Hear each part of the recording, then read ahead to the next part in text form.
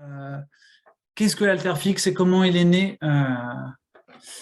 C'est, je vais pas vous lire ça, je trouve ça hyper chiant quand il y a quelqu'un qui lit les slides. Donc du coup, regardez les photos et puis et peut-être simplement écoutez-moi. En gros, c'est l'Alterfix, un projet qui est né d'une réflexion citoyenne en juillet 2021, où 6 personnes sont passées par un tiers-lieu qu'on a monté dans le sud du Bocajornais, qui s'appelle El Capitan, et qui est une auberge partagée et autogérée. Vous entendrez assez fréquemment parler du terme de l'autogestion au cours de notre présentation, et qui vise à faciliter l'insertion de porteurs de projets, l'atterrissage de porteurs de projets dans le Bocajornais. Il y a à peu près 900 personnes qui sont passées par ce lieu en 4 ans. Il y en a une quarantaine qui se sont inscrites dans le petit paysage de la Suisse normande, ce qui fait un chouette collectif, une jolie dynamique. Et donc, parmi les personnes qui sont passées, certaines, toutes diplômées par des diplômes autour de l'agriculture et du développement rural, m'ont dit qu'elles aimeraient bien développer des réflexions territoriales autour d'un enjeu. Et donc, la question de la transmission des fermes laitières, qui était quelque chose sur lequel nous travaillons depuis un petit bout de temps, est apparu quasiment naturellement. En fait, ce qu'il faut savoir, c'est que d'ici 2025, globalement en Normandie, on a 500 fermes bio qui seront à transmettre. Sur l'ensemble du territoire national, on est presque à 16 000 fermes d'ici. Ouais, désolé, Beno, ça ne va pas être forcément au bon ordre. Mais c'est quasiment 16 000 fermes qui vont être à retransmettre dans les prochaines années. Ben voilà, il y a ça. Et un des enjeux clés, c'est qu'on sait que ce n'est pas le monde rural qui pourra récupérer toutes ces fermes. Et à l'heure actuelle, la plupart des fermes existantes, quand elles partent, ne sont pas reprises. Pourquoi? Parce que le modèle de filière longue, qui est celui du modèle agro-industriel un petit peu normal, pousse les fermes existantes à s'agrandir pour produire plus et donc augmenter leur production juste pour maintenir un certain niveau de revenu. Donc on a des fermes qui disparaissent, d'autres fermes qui s'agrandissent, et malgré d'un côté, et donc tous ces cédants qui aimeraient transmettre leur ferme mais qui n'y arrivent pas. Donc ça, c'est le côté un peu noir. Mais par contre, il y a à la fois de la part de la société une demande grandissante de produits locaux, de produits bio, de produits de qualité. Nous, dans le Bocajornais, on développe des projets autour justement de la mise en place de filières de proximité. On a monté un projet qui s'appelle Qu'est-ce qu'on mange demain dans le bocage, où voilà, on essaye de lier des producteurs avec des restos-co, avec des GMS, avec des magasins de proximité, avec des AMAP. On a aussi défini un plan alimentaire de territoire avec les collectivités. L'idée, c'est de renforcer le système alimentaire. Et parce qu'on travaille avec El Capitan depuis qu'on a monté El Capitan, depuis 4 ans, on voit aussi qu'il y a de plus en plus d'urbains qui sont non issus du milieu agricole et qui aimeraient bien, en fait, accéder à des fermes. Ils aimeraient bien pouvoir le faire, mais ils n'ont pas envie de le faire seuls. C'est pas, ça n'a aucun sens de quitter un job dans lequel on s'épanouit pas forcément pour se lancer dans un nouveau job si c'est pour le faire tout seul. Et donc, du coup, par contre, il y a un vrai trou dans la raquette, dans l'accompagnement, des structures d'accompagnement, telles type, toutes celles qui existent, hein, que ce soit l'ARDEAR, les CIVAM, les chambres d'agriculture, évidemment, enfin tout le reste, sur comment on construit un collectif. Et nous, ce qu'on a vu, c'est que il n'y a pas vraiment de recette miracle, à part du temps long, pour faire en sorte que les gens puissent se rencontrer. C'est ce qu'on a vu, nous, à El Capitan. C'est finalement les confinements qui ont permis à pas mal de gens, dont Benoni d'ailleurs, de passer par El Capitan et de s'installer après dans le Bocajornais. On s'est dit, tiens, testons ça, testons cette idée de faire un parcours à la découverte des fermes du bocage pour que les cédants rencontrent un public qu'ils n'ont pas l'habitude de rencontrer, à savoir des personnes non issues du milieu agricole, et pour des potentiels porteurs de projets, de rencontrer les associés qu'ils pourraient chercher à avoir et qu'en fait, qui sont difficiles à identifier quand on n'a pas soit son meilleur ami, soit sa petite copine ou son petit copain qui veut s'installer avec soi, quoi. Et, euh, et donc, c'est un peu ça le pari de tout ça. Alors voilà, ouais, tu peux revenir juste avant. Qui se mobilise pour l'Alterfix? Bah, c'est un réseau d'une quinzaine d'agriculteurs bio accueillants et cédants du territoire. C'est des citoyens du Bocage-Ornay.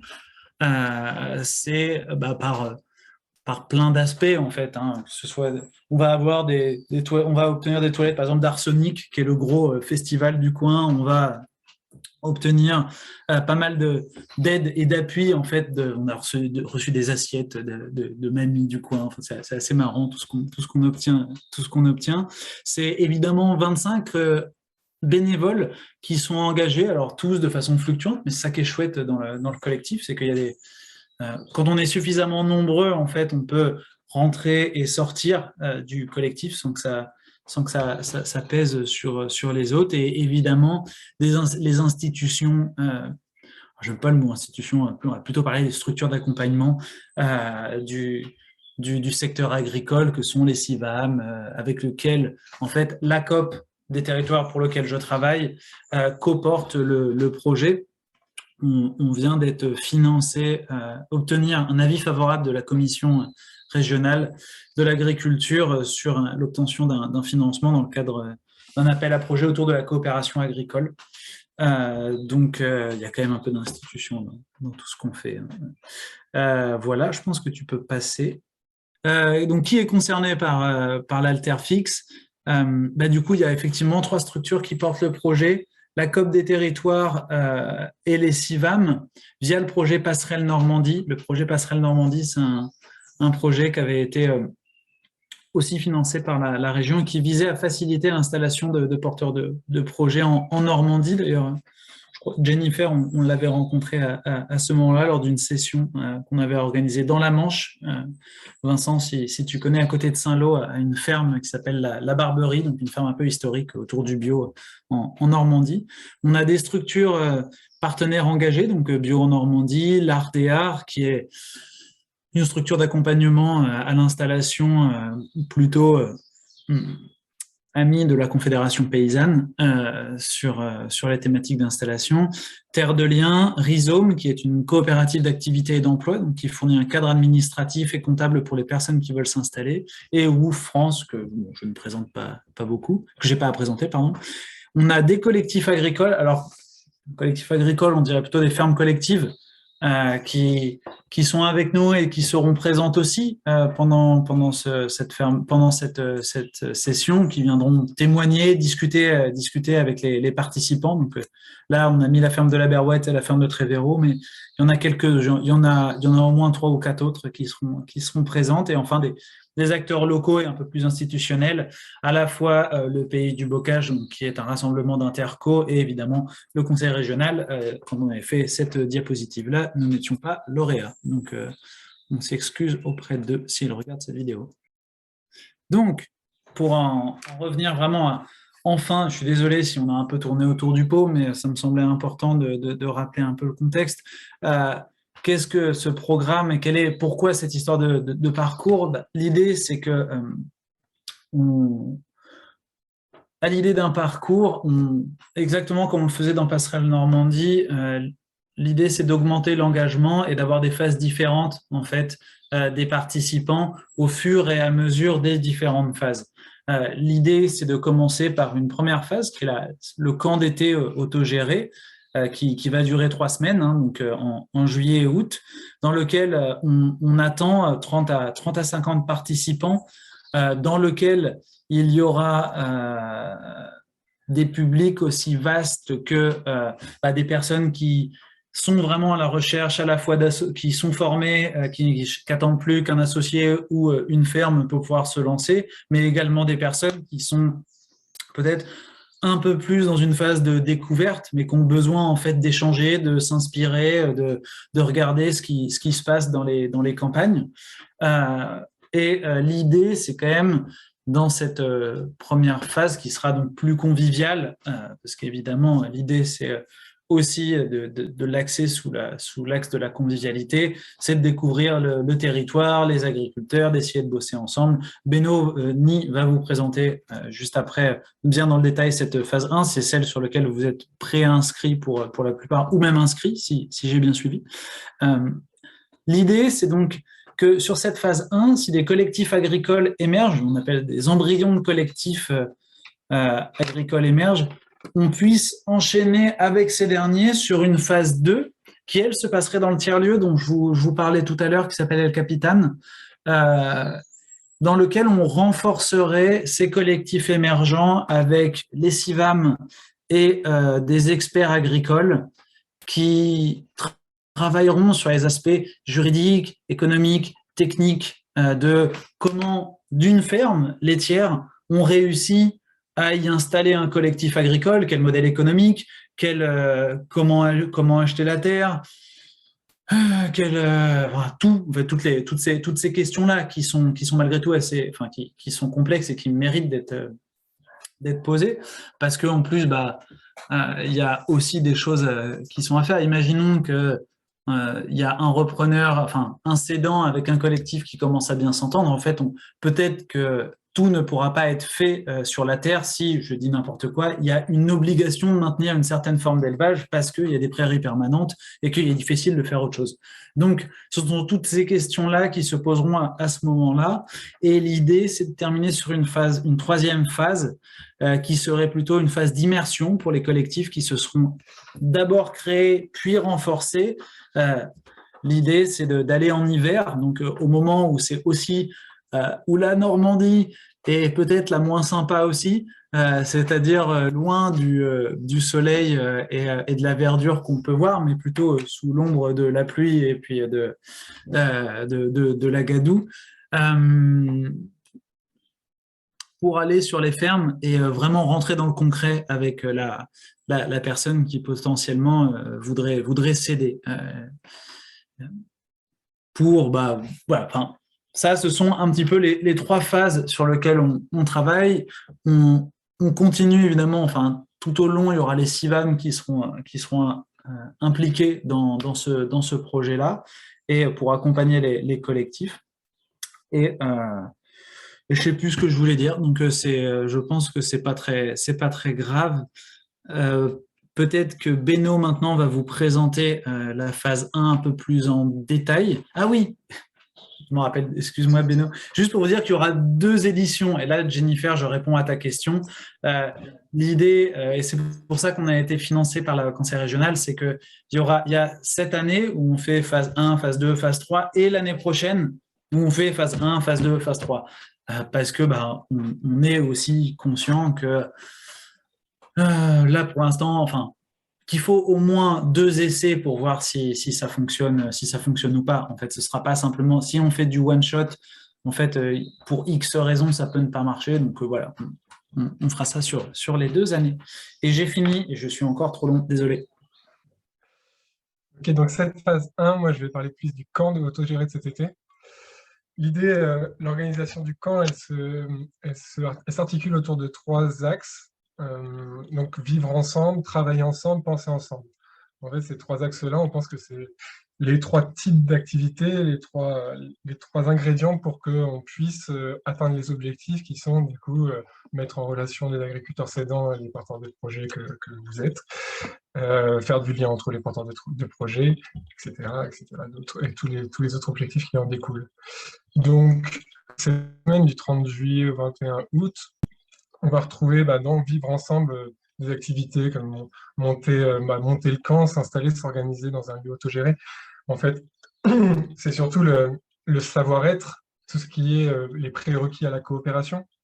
Parce que si on parle de monter un collectif, il faut apprendre ce que c'est que de partager son quotidien, de prendre des décisions à plusieurs, de s'organiser, de faire face aussi à l'imprévu. Si l'altérité, c'est un grand mot, mais ça prend vite des formes très concrètes.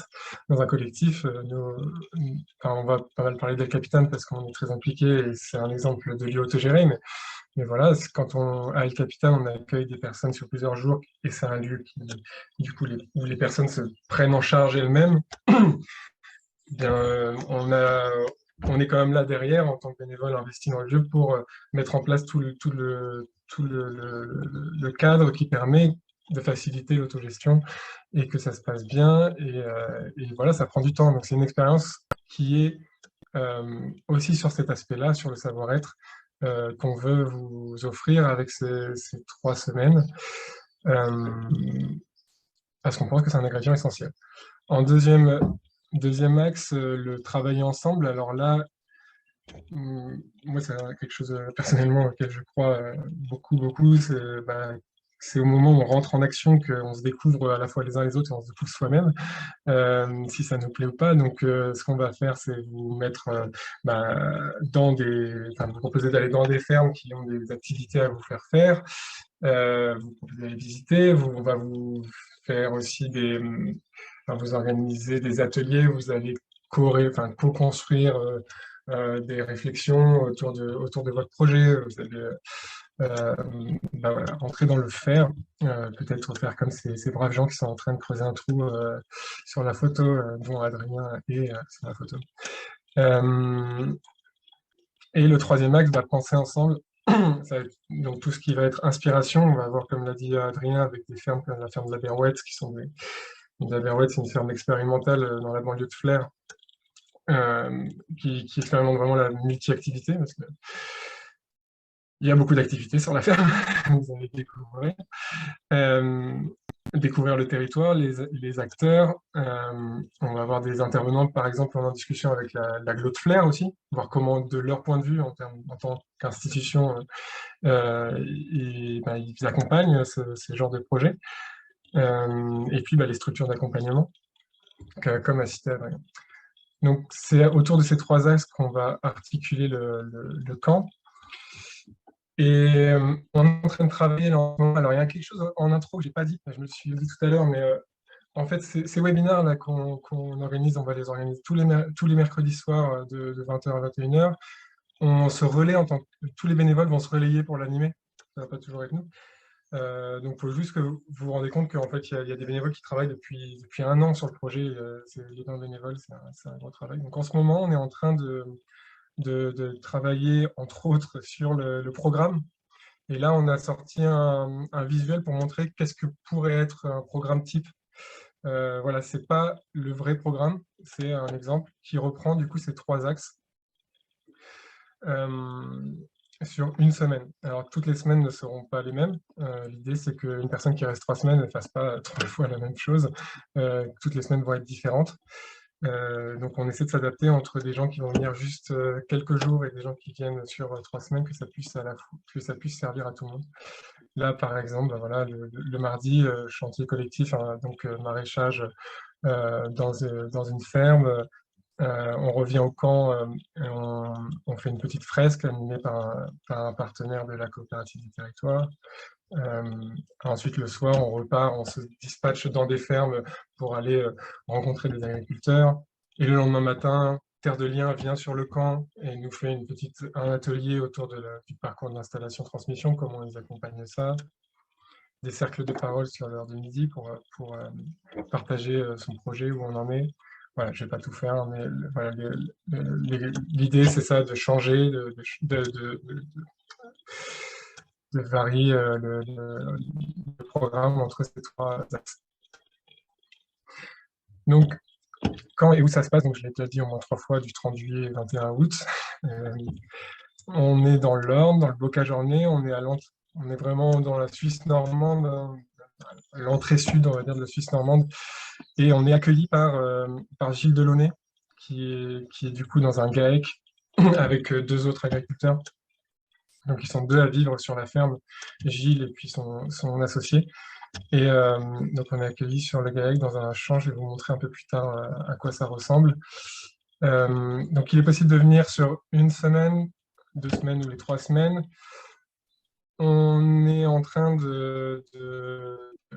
on a pas mal de demandes sur venir quelques jours. On se rend compte qu'il y a pas mal de porteurs de projets qui ne peuvent pas se libérer 1 semaine. Et donc, on a décidé que ça allait être possible. Donc, voilà, on est en train de mettre ça en place au niveau des réservations, etc. Mais en tout cas, c'est possible. On recommande évidemment de rester sur du temps long parce que c'est quand même ce à quoi on croit pour les impacts de ce projet, mais c'est possible. Euh, tout se passera autour du camp, vu que voilà, l'objectif, c'est pas de faire trop de kilomètres. Là, je vais vous envoyer la présentation à la fin. Vous avez une petite vidéo.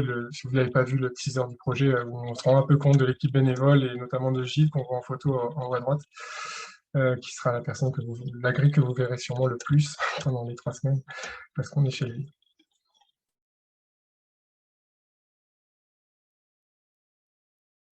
On demande aux personnes de renseigner quand elles viennent en voiture ou en vélo, comme ça on a une idée à peu près du nombre de voitures qu'on aura sur place.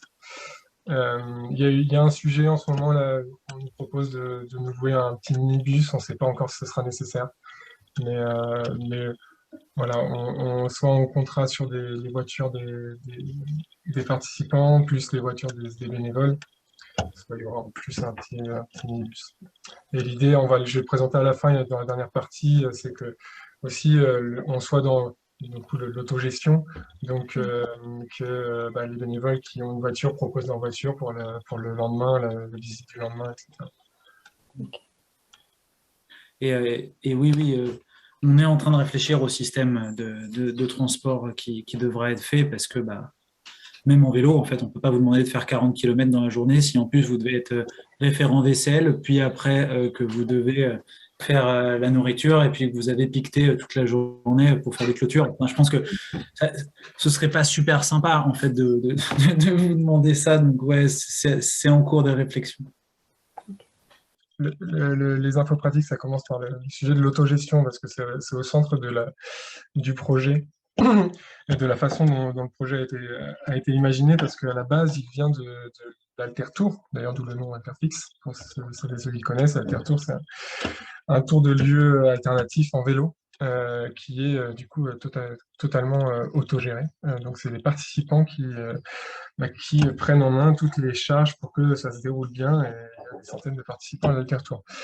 Donc une des choses importantes avec l'autogestion, c'est en fait qu'il y a un certain nombre de propositions de tâches à réaliser avec des références, et qu'en fait, nous, en tant qu'organisateurs, on va s'assurer du minimum, quoi, évidemment, du programme et des choses sur lesquelles on s'est engagé. Après, sur toutes ces tâches dans l'autogestion, c'est que si personne ne le prend en main, ça ne sera pas fait, quoi. Donc c'est aussi ça, la mentalité, c'est l'idée de se prendre en charge. C'est de l'expérience qu'on a avec le capitaine sur l'autogestion, c'est aussi ça qui fait la richesse du moment passé, parce que c'est vraiment une posture différente que lorsqu'on vient dans un hôtel. Pour le capitaine qui est une auberge, si on vient dans un hôtel, on ne vit pas la chose de la même façon quand on est impliqué, qu'on fait la vaisselle et on fait la cuisine avec les autres, on lit des liens un peu plus forts.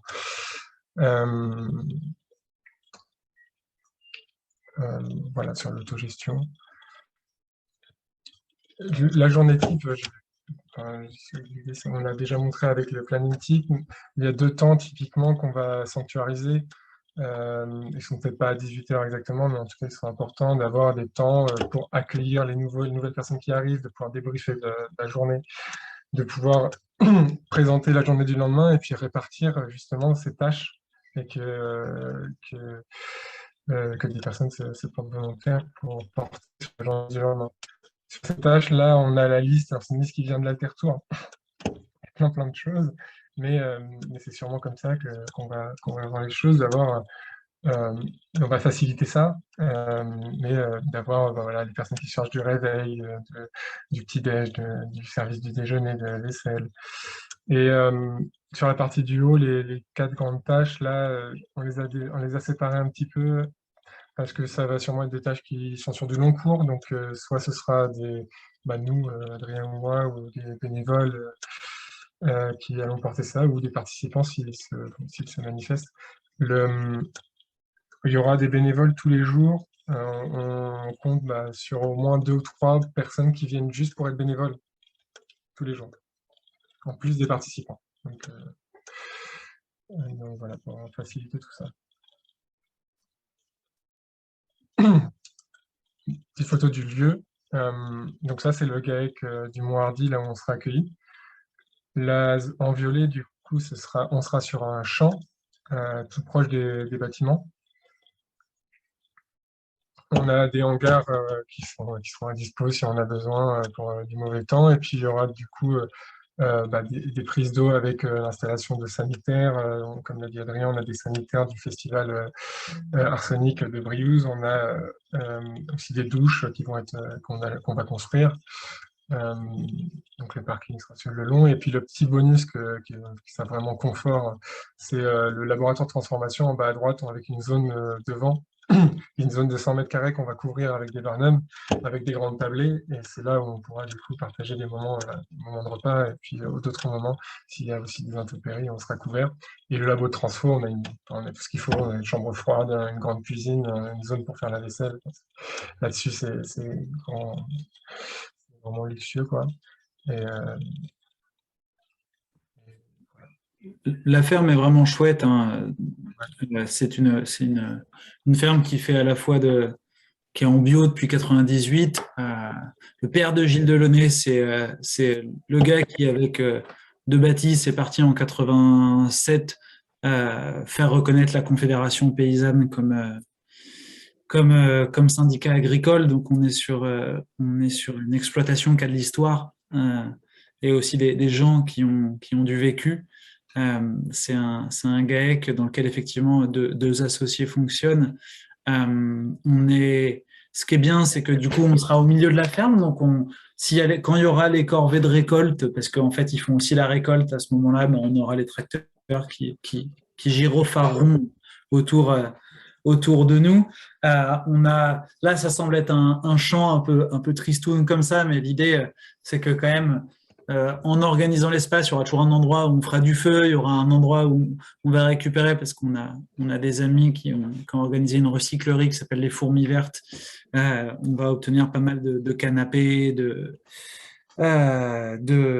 fauteuils, etc., avoir des coins de chill.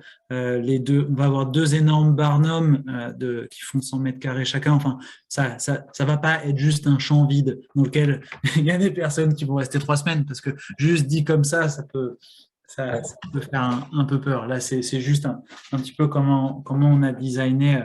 Et tout autour, on est dans le bocage orné, donc ça veut dire que partout, il y a des champs, des chemins, ce qu'on appelle des chemins creux, pour ceux qui connaissent pas, donc qui sont des chemins plus bas que que les deux champs qui sont autour et qui sont un peu la spécialité de la Suisse normande. Voilà. Je voulais merci. en rajouter un peu. Là, c'est un petit casse-tête à organiser d'un point de vue organisationnel sur les terre de liens qui vient à tel moment, puis après, parce qu'il y aura même le crédit mutuel qui va venir. L'idée, c'est de pas être trop jugeant, quoi. Enfin, on a besoin de banque aussi, hein, si on veut s'installer. Et donc, du coup, de faire venir un peu tout le monde, de voir ce qui va être logique, comment le faire, et aussi ramasser les agris et leur dire ce que vous, enfin, leur demander aussi quel type de chantier ils veulent faire sur l'exploitation. Un petit truc que j'ai pas rajouté, et ça me fait penser à ça, hein, c'est l'association d'idées, mais vous allez devoir adhérer à WOOF France pour des questions de sécurité et d'assurance, en fait. Non, d'inspection du travail, excusez-moi. Le fait est que, en fait, s'il y a l'inspection du travail qui vient sur une ferme et qu'il y a des gens qui ne sont pas déclarés, en fait, ça peut être compliqué pour l'agriculteur de le justifier. Il peut se retrouver avec des amendes. Et donc, le partenariat WOOF France nous permet, en fait, vous allez avoir l'adhésion qui va être offerte pour les personnes qui participent à WOOF France pendant une année. Et aux agriculteurs aussi. Et en fait, à chaque fois qu'il y aura des chantiers collectifs, du coup, eh ben, tous ceux qui seront sur la ferme signeront, ainsi que l'agriculteur, une feuille. Et du coup, bah, ce sera un peu couvert par un chantier woofing. Donc, voilà un des exemples de choses qu'on essaie de mettre en place. On va vous envoyer, une fois que vous êtes inscrit, là, on va l'envoyer d'ici 2 semaines, je crois, on a prévu. Une liste de choses à apporter, mais c'est des choses très basiques, hein. C'est vraiment de quoi vous allez avoir besoin, vous, bah, voilà, une tente, des duvets, des bottes, enfin, ce genre de choses. Il n'y a pas de grandes surprises sur cet aspect-là. Alors, il y a une petite idée de monter un...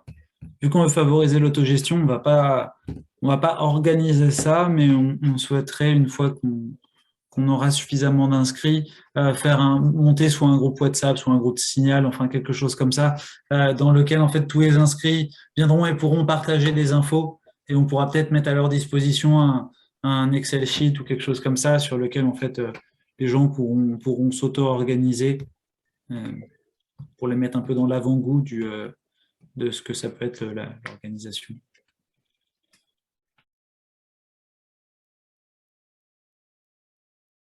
Ouais, effectivement, hein, c'est ce que disait Beno. Au départ, on souhaitait vraiment favoriser le temps long, mais il y a plein de gens qui ont des obligations, en fait, soit financières, soit d'ordre organisationnel, pardon, et qui du coup ne peuvent pas se libérer plus d'un week-end. On trouverait ça dommage, en fait. Peut-être qu'en fait, en venant un week-end cette année, tu pourras venir un peu plus longtemps l'an prochain. Et en fait, tant mieux finalement si ça permet au moins ça.